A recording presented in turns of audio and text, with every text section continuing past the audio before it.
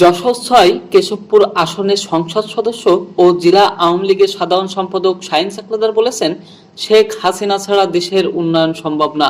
আওয়ামী লীগ সরকার যখনই রাষ্ট্রীয় ক্ষমতায় এসেছে তখনই জনগণের জন্য কাজ করেছে।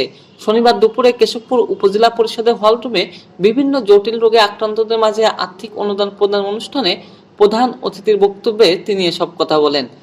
তিনি আরো বলেন, আজকে যে পদ্মা সেতুটা হচ্ছে, এই পদ্মা সেতু এই উপজেলার মানুষ যে উপকৃত হবে প্রায় 5 কোটি মানুষ, কিন্তু এই সেতু নিয়ে কত ষড়যন্ত্র হয়েছে, এই সেতু দিয়ে দুর্নীতি হয়েছে, অথচ বিশ্ব ব্যাংক কোন বরাদ্দই আমাদের দেয় দুর্নীতি হবে কি করে, সেটা দেখেন ক্যানাডার আদালতে সেখানে মামলা হয়েছিল, সেখানে প্রমাণিত হয়েছে না করে দুর্নীতি হবে।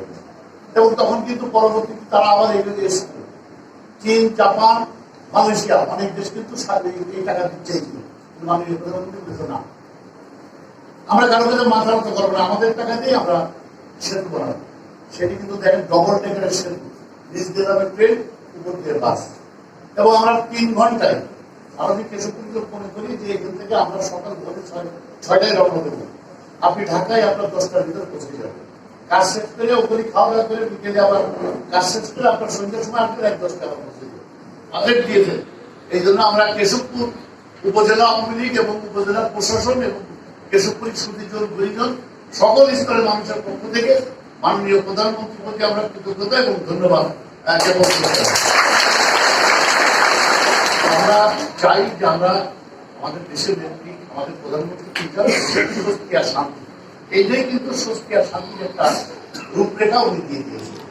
কেশবপুর উপজেলা নির্বাহী কর্মকর্তা এম আরাফাত হোসেন আর্থিক অনুদানের চেক বিতরণ অনুষ্ঠানের সভাপতিত্ব করেন।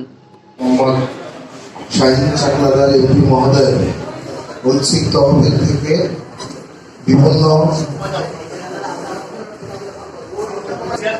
রোগাক্রান্ত, অসহায়, দরিদ্র পীড়িত, বিভিন্ন সমস্যায় যারা ক্ষতিগ্রস্তদের মাঝে 94 জনের মাঝে মাননীয় প্রধান অতিথি মহোদয়ের ঐচ্ছিক তহবিল থেকে অনুদান বিতরণ সম্ভব। আমাদের সমাজসেবা অধিদপ্তরের ক্যান্সার, কিডনি, লিভার, সিরোসিস, স্ট্রোকে, প্যারালাইজ, থ্যালাসেমিয়া ও জন্মগত হৃদরোগীর আর্থিক সহায়তা করা হবে 26 জনকে। ঐচ্ছিক তহবিল থেকে 5 লক্ষ টাকা এবং ক্যান্সার, কিডনি, স্ট্রোকে, প্যারালাইজ, জন্মগত হৃদরোগী এবং থ্যালাসেমিয়া 26 জনের ভিতরে টোটাল 13 লক্ষ টাকা এবং 5 লাখ 13 আর 5 18 লক্ষ টাকা এই আর্থিক সহযোগিতা আজকে প্রদান করা হবে।